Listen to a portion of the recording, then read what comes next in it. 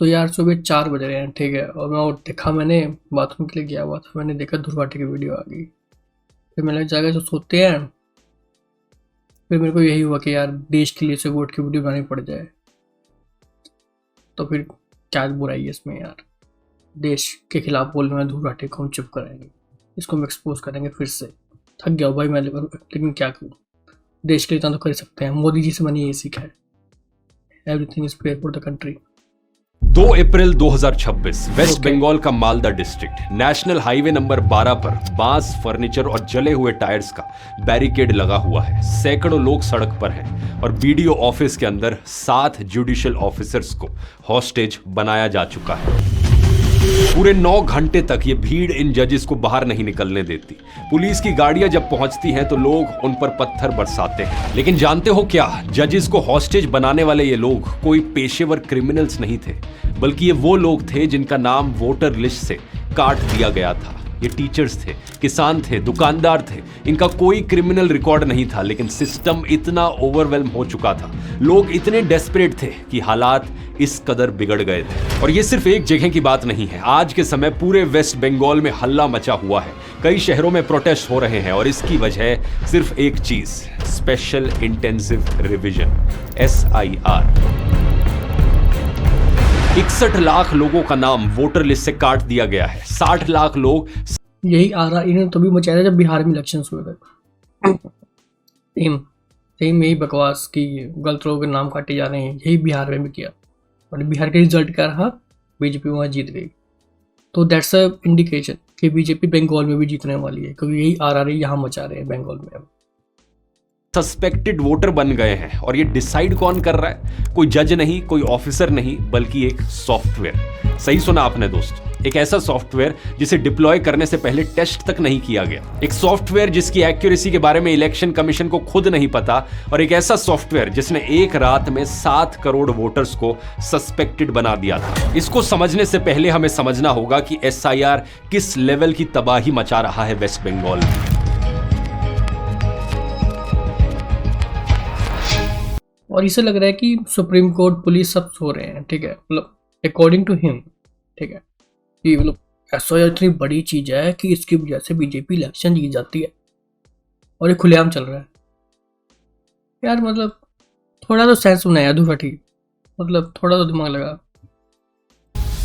नमस्कार दोस्तों, नवंबर 2025 को वेस्ट बंगाल में SIR शुरू हुआ था और 28 फरवरी 2026 को फाइनल वोटर लिस्ट पब्लिश हुई। बंगाल में हर 6 में से 1 वोटर इससे अफेक्ट हुआ है।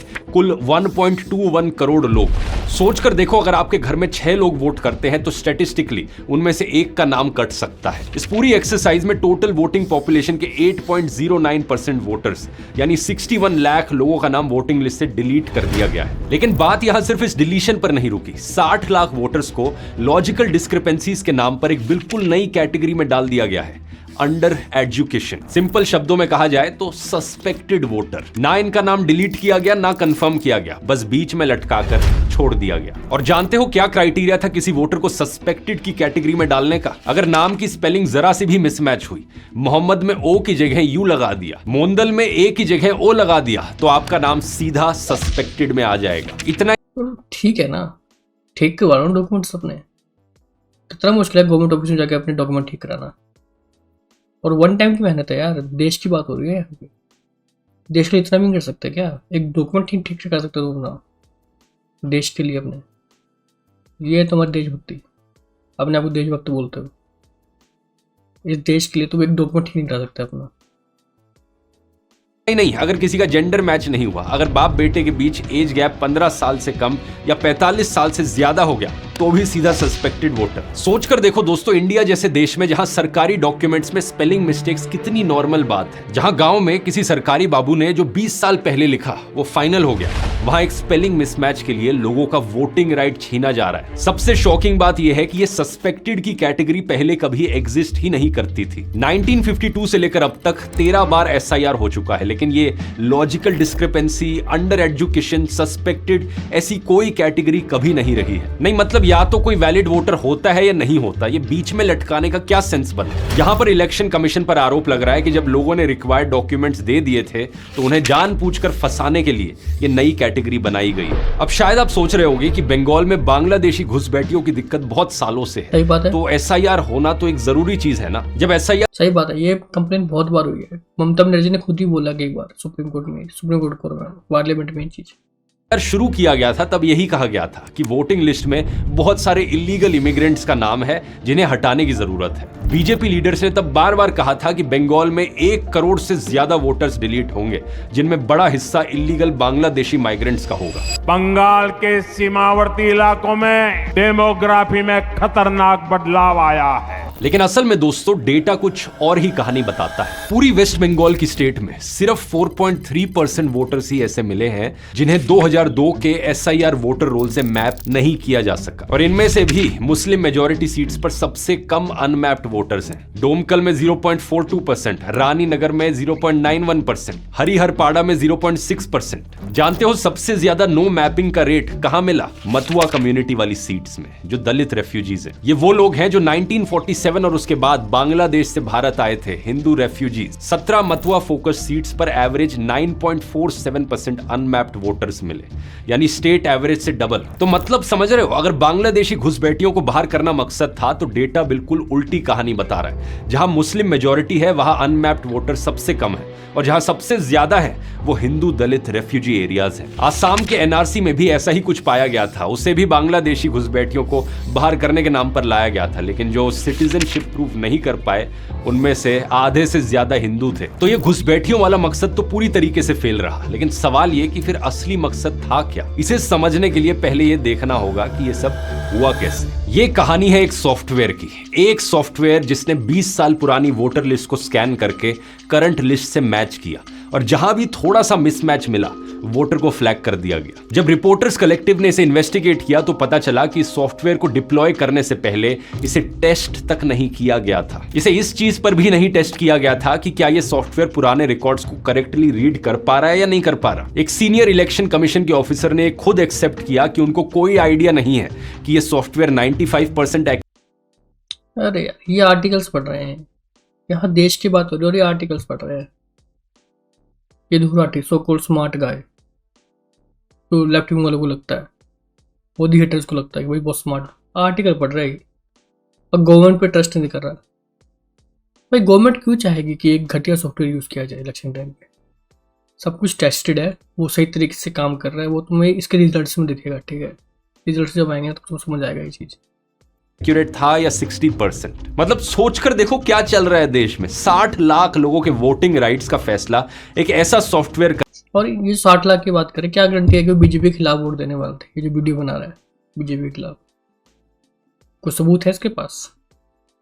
जर्मनी में बैठे सबूत मिलते मेरे भाई, इंडिया आना पड़ता है। कर रहा है जिसकी एक्यूरेसी का अंदाजा भी नहीं है इलेक्शन कमीशन को। बाद में वेस्ट बंगाल के चीफ इलेक्टोरल ऑफिसर ने माना कि सॉफ्टवेयर मेल फंक्शन कर रहा है, और ये कोई छोटा मोटा मेल फंक्शन नहीं था। सबसे शॉकिंग बात हुई 24 मार्च की शाम को। इस सॉफ्टवेयर को जब चलाया गया तो इसने एक ही झटके में वेस्ट बंगाल के 7 करोड़ वोटर्स को एक साथ सस्पेक्टेड कैटेगरी में डाल दिया। 7 करोड़ यानी ऑलमोस्ट हर एक वोटर को सस्पेक्टेड कैटेगरी में डाल दिया गया। जब ये रिजल्ट देखने को मिला तो 2 घंटे बाद इसे टेक्निकल ग्लिच बताकर ठीक किया गया। लेकिन फिर भी दोबारा जब चलाया गया, कोई मैनुअल नहीं थी, कोई टेस्टिंग नहीं, कोई अकाउंटेबिलिटी नहीं। बिना किसी ग्राउंड वेरिफिकेशन के एक एल्गोरिथम ने डिसाइड किया कि कौन इंडियन है और कौन नहीं। इलेक्शन कमीशन की इस बेवकूफी की वजह से आज लाखों वोटर्स ट्रिब्यूनल्स के बाहर दैट्स गुड ना यार, मतलब एआई का यूज कर रहे हैं इसके लिए हम, और क्या चाहिए हमें? What's better than this? पूरी दुनिया एआई में आगे निकलने की कोशिश कर रही है, हम भी कोशिश कर रहे हैं भाई, ये हमारा तरीका है। दैट्स आवर वे और हाईवे ब्रो, हमारा तरीका ही है, हम देश को ऐसे आगे बढ़ाना चाहते हैं। लंबी लंबी लाइनों में खड़े हैं, हाथ में डॉक्यूमेंट्स लिए, बस इसलिए क्योंकि एक मशीन ने उनकी स्पेलिंग गलत पढ़ ली। और वैसे दोस्तों सॉफ्टवेयर तो सिर्फ एक टूल है, असली सवाल यह है कि इसे चलाने वाले ने क्या किया। यहां पर कहानी और भी खतरनाक हो जाती है। बंगाल के चीफ इलेक्टोरल ऑफिसर्स ने व्हाट्सएप के जरिए ऑर्डर्स जारी किए, जिनमें से कई तो ऐसे थे जो चुनाव आयोग के खुद के रिटन इंस्ट्रक्शंस के खिलाफ थे। लोकल इलेक्शन ऑफिसर्स को ड्राफ्ट लिस्ट बनाने के लिए एक डेडलाइन दी गई, लेकिन चीफ इलेक्टोरल ऑफिसर ने व्हाट्सएप पर ऑफिशियल से कहा कि वोटर्स को ऑफिशियल डेडलाइन खत्म होने से पहले ही एब्सेंट मार्क कर दें। एक बार फिर से सोचकर देखो, कोई रिटन ऑर्डर नहीं, कोई ऑफिशियल गेजेट नहीं, बस व्हाट्सएप मैसेजेस के जरिए लाखों लोगों के वोटिंग राइट्स जज किए जा रहे हैं। अब देखो इस सब का नतीजा क्या निकला। आप सोचोगे कि जो गरीब लोग हैं, अनपढ़ लोग हैं, उनको बहुत कुछ सहना पड़ा होगा, सबसे ज्यादा प्रॉब्लम्स उन्हें सहनी पड़ रही होंगी। लेकिन अगर आप देखोगे कि इस लिस्ट में कौन कौन है तो आपको यकीन नहीं होगा। मोहम्मद दुआल अली, एक कारगिल वॉर के वेटरन, इन्होंने देश के लिए गोलियां खाई, युद्ध में घायल हुए और प्रूफ के तौर पर इन्होंने अपने आर्मी डॉक्यूमेंट्स दिखाए, सर्विस रिकॉर्ड दिखाया, लेकिन इलेक्शन कमीशन के सॉफ्टवेयर ने इन्हें सस्पेक्टेड वोटर की लिस्ट में डाल दिया। और सुनो, कैलकाटा हाईकोर्ट के रिटायर्ड जज जस्टिस शहीदुल्लाह मुंशी, जो अभी वेस्ट बंगाल वक्फ बोर्ड के चेयरपर्सन भी है, उनका that's called no discrimination on the basis of money. भाई साहब, इतना बढ़िया सॉफ्टवेयर बनाया है जो डिस्क्रिमिनेट नहीं कर रहा गरीब और अमीर के बीच में, बट नहीं, टाटी को दिक्कत है भाई चीज से। नाम भी वोटर लिस्ट से डिलीट कर दिया गया, उनकी पत्नी और बेटे को सस्पेक्टेड में डाल दिया गया। उन्होंने इसे बहुत ह्यूमिलिएटिंग और पेनफुल बताया और बाद में जब इस केस को मीडिया अटेंशन मिली तो रातों रात उनका नाम रिस्टोर कर दिया गया। लेकिन एक बार फिर से सोचकर देखो, क्या क्रेडिबिलिटी रह गई यहां पर इलेक्शन कमीशन की, अगर रिटायर्ड हाई कोर्ट के जज को अपना वोट बचाने के लिए मीडिया का सहारा लेना पड़ रहा है। एक आम आदमी ऐसे केस में क्या करेगा जिसके पास कोई मीडिया एक्सेस नहीं, कोई लीगल नॉलेज नहीं। इसी तरह बंगाल के नवाब रहे मीर जाफर के डिसेंडेंट 82 साल के सैयद रेजा अली मिर्जा और उनके बेटे फहीम, इन दोनों का नाम भी वोटिंग लिस्ट से डिलीट कर दिया गया। अगर आपको लग रहा है मैं यहां पर सिर्फ इक्का दुक्का सिलेक्टिव मिस्टेक्स दिखा रहा हूं तो ऐसा नहीं है, ये लिस्ट बहुत लंबी है। World cup winning women cricketer Richa Ghosh, Bengal की पहली महिला चीफ सेक्रेटरी नंदिनी चक्रवर्ती, बंगाल सरकार के 2 मिनिस्टर्स शशि पांजा और मोहम्मद गुलाम रब्बानी, और इसके अलावा ढेर सारे डॉक्टर्स, लॉयर्स और पुलिस ऑफिसर्स तक का नाम सस्पेक्टेड वोटर्स की लिस्ट में डाला गया। अरे ये सब तो छोड़ो दोस्तों, एसआईआर करवा रहे बूथ लेवल ऑफिसर्स तक का नाम सस्पेक्टेड में डाला गया। वो लोग जो दूसरे को वेरीफाई कर रहे हैं अब खुद लाइन में खड़े हैं अपना नाम डलवाने के लिए। ये पूरा किस्सा दोस्तों कहानी का सिर्फ एक पहलू है, वोटर लिस्ट से नामों को काटना। इसका दूसरा पहलू है वोटर लिस्ट में उन घूम फिर के यही बात आ जाएगी, किसने वही वोट काटे हैं जो बीजेपी को वोट देने वाले थे, और वो इसका एजम्पशन है, उसका इन दी एंड वो इसका एजम्पशन है, फैक्ट नहीं है वो। लोगों के नाम ऐड करना जो स्टेट में रहते नहीं है। वेस्ट बंगाल के चीफ मिनिस्टर ममता बनर्जी ने आरोप लगाया है कि बीजेपी बिहार, राजस्थान और उत्तर प्रदेश के लोगों का नाम बंगाल की वोटर लिस्ट में ऐड करा रही है। एक ही दिन में करीब 30,000 फॉर्म 6 सबमिट किए गए। फॉर्म 6 वो फॉर्म होता है जिसके जरिए नए वोटर्स के नाम इलेक्टोरल रोल में ऐड किए जाते हैं। अब सुप्रीम कोर्ट के आदेश के मुताबिक फाइनल वोटर लिस्ट पब्लिश होने के बाद सिर्फ जुडिशियल ऑफिसर्स ही किसी का नाम वोटर लिस्ट में ऐड कर सकते हैं। चुनाव आयोग ये काम नहीं कर सकता। इसलिए ममता बनर्जी कह रही हैं कि ये जो 30,000 नाम ऐड किए जा रहे हैं ये इलीगल है। रूल्स के मुताबिक किसी भी पॉलिटिकल पार्टी का एजेंट एक दिन में केवल 50 फॉर्म 6 ही जमा करा सकता है, लेकिन टीएमसी सपोर्टेड एक बीएलओ ऑर्गेनाइजेशन ने एक बीजेपी वर्कर को पकड़ा 400 फॉर्म 6 चुनाव आयोग के ऑफिस ले जाते हुए। इसका वीडियो यहां आप स्क्रीन पर देख सकते हो।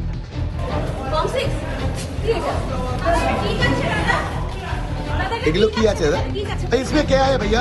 टीएमसी सांसद अभिषेक बनर्जी ने और भी इसके वीडियो एविडेंसेस सामने लाए, जिनमें एलिजिडली एक BJP worker bulk form 6 application submit करते हुए दिख रहा है। साथ ही चुनाव आयोग के ऑफिस में बहुत सारे फॉर्म्स रखे हुए दिख सकते हैं। अगर आपको याद हो दोस्तों, ये पहली बार नहीं है कि इस तरीके के आरोप लग रहे हैं। इससे पहले दिल्ली और महाराष्ट्र की स्टेट इलेक्शंस में भी ये आरोप लग चुका है कि बीजेपी फॉर्म 6 के जरिए बाहर दूसरी स्टेट्स के लोगों को वोटर लिस्ट में ऐड करा रही है स्टेट इलेक्शन से ठीक पहले, और चुनाव आयोग इस और ये तो देश के लिए अच्छा है ना यार, मतलब आमतौर पे लोग वोट नहीं करना चाहते, यहाँ पे एक ही बंदे से बाबा वोट करवाए जाएंगे तो अच्छी बात है देश की यूनिटी के लिए।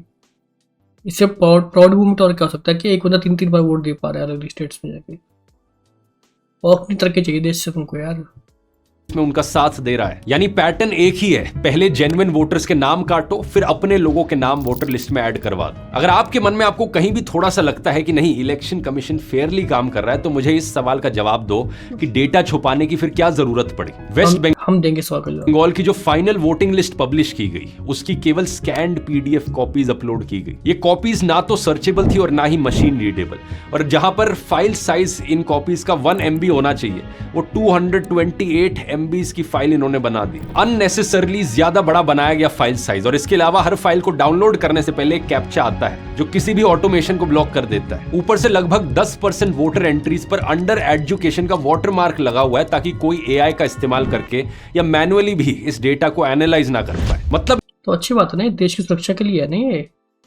ऐसा तो कोई भी डाउनलोड कर लेगा, USA में कोई बंदा बैठा हो बैठ डाउनलोड कर लेगा, वो AI यूज करके उस डाटा को इंजेस्ट कर लेगा।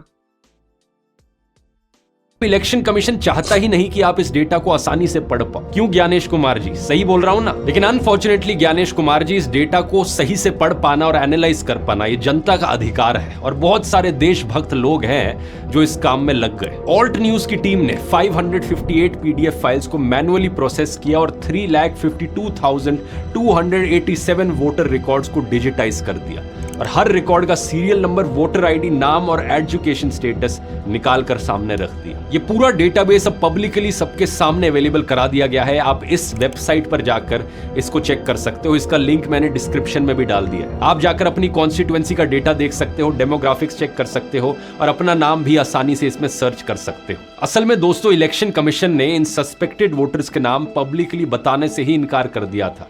ये सिर्फ सुप्रीम कोर्ट के आदेश के बाद हुआ कि इन्हें मजबूरन पब्लिकली ने दिखाना पड़ा। एक बार फिर से सवाल ये उठता है कि क्यों, आखिर इलेक्शन कमीशन इतनी सीक्रेसी क्यों रखना चाह रहा है? जवाब इसका डेटा में छिपा है, और जब आप ये डेटा देखेंगे तो शायद इसका जवाब समझ जाएंगे। न्यूज पोर्टल आर्टिकल 14 की इन्वेस्टिगेशन में सामने आया कि जिन 10 डिस्ट्रिक्ट्स में सस्पेक्टेड वोटर्स के हाईएस्ट केसेस हैं, उन 10 में से 9 डिस्ट्रिक्ट्स में मुस्लिम वोटर पॉपुलेशन 50% या उससे ज्यादा है। मुर्शिदाबाद, जहां 66% मुस्लिम पॉपुलेशन है, वहां सबसे ज्यादा ऐसे केसेस देखे गए, 11 लाख वोटर्स के। और ऑफिशियल डेटा अब कंफर्म करता है कि इन 11 लाख में से 4.55 लाख वोटर्स को नॉन एलिजिबल घोषित किया गया है। लेकिन जब कॉन्स्टिट्यूएंसी लेवल पर आप डेटा को देखोगे तो ये पिक्चर और भी ज्यादा क्लियर हो जाती है। डेक्कन हेरल्ड के ये सारी एजम्पशन है, ये सारे के सारी कोर्ट में ले जाओ ना, इस चीज को फिर कोर्ट में ही प्रूव करो ना, इधर सही होगा। मुताबिक कोलकाता पोर्ट में लगभग 50% मुस्लिम वोटर्स हैं, लेकिन सस्पेक्टेड लिस्ट में उनका शेयर 82% है। मेटिया ब्रुज में 60% मुस्लिम्स हैं, लेकिन सस्पेक्टेड लिस्ट में उनका शेयर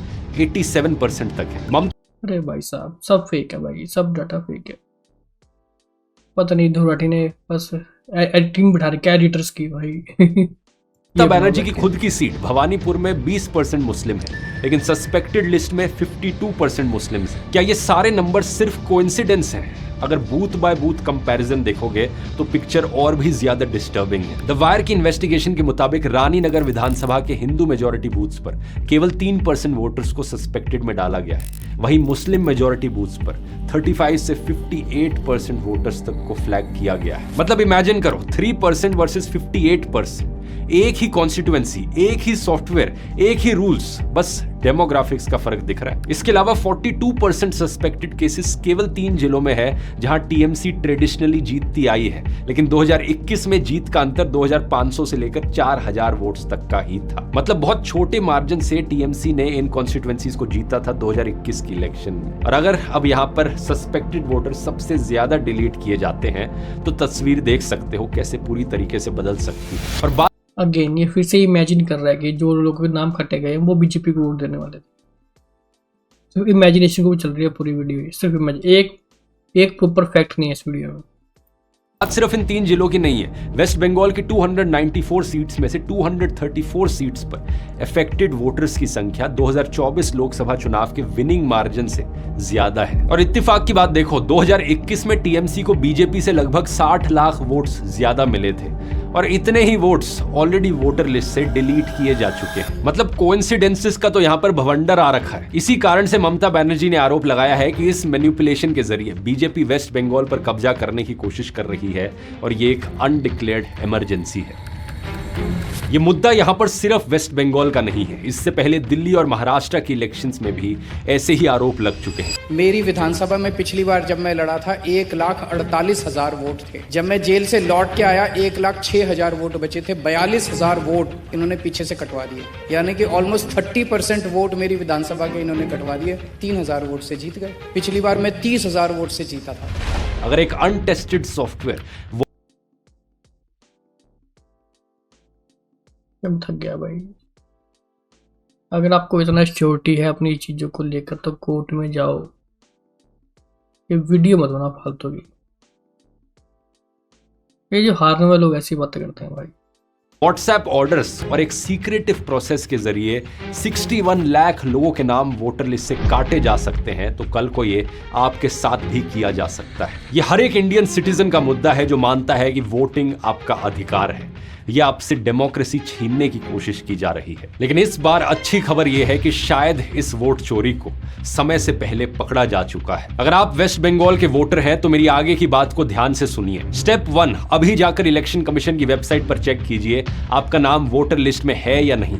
इसका लिंक नीचे डिस्क्रिप्शन में है, इस वेबसाइट पर चेक कर सकते हैं। इस लिंक पर जब आप क्लिक करेंगे तो आपको बूथ वाइज लिस्ट मिलेगी जिसमें आपको अपना नाम सर्च करना होगा। अगर आपका नाम इसमें नहीं है तो इसका मतलब आपका नाम वोटर लिस्ट से काटा जा चुका है। ऐसे में क्या किया जाए? आपके पास फिर भी मौका है अपना नाम लिस्ट में ऐड कराने का, क्योंकि इलेक्शंस अभी भी थोड़ी दूर है। इसके लिए आप इस वाली वेबसाइट पर जाइए, ECI नेट पोर्टल, और एक अपील सबमिट कीजिए। लेकिन यही नहीं, आप एक ऑफलाइन अपील भी सबमिट कर सकते हैं SDM, SDO और DM के ऑफिसेज में, और फिर कायदे से आपका नाम वापस वोटर लिस्ट में ऐड किया जाना चाहिए ट्रिब्यूनल हियरिंग के बाद।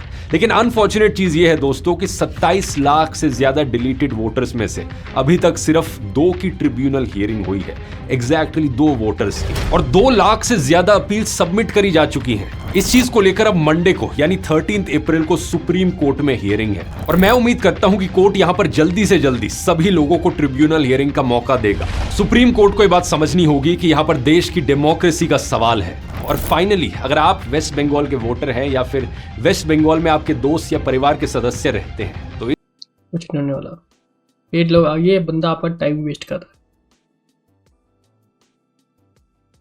किसी काम का बंदा नहीं है यार। ये इसे बस अपना AI का कोर्स बेचना था, बेच दिया इसने, करना बात भाई नहीं हो रहा है। इससे बस का कुछ नहीं है, लोगों को पागल बना रहा है। हे भगवान, मुझे कितनी यार सुबह बताओ, सुबह खराब कर दी मेरी यार। सुबह उठ कर फुद्दू से वीडियो देख रहा होगा। शिट, खत्म, bye bye, tata, good bye, गया।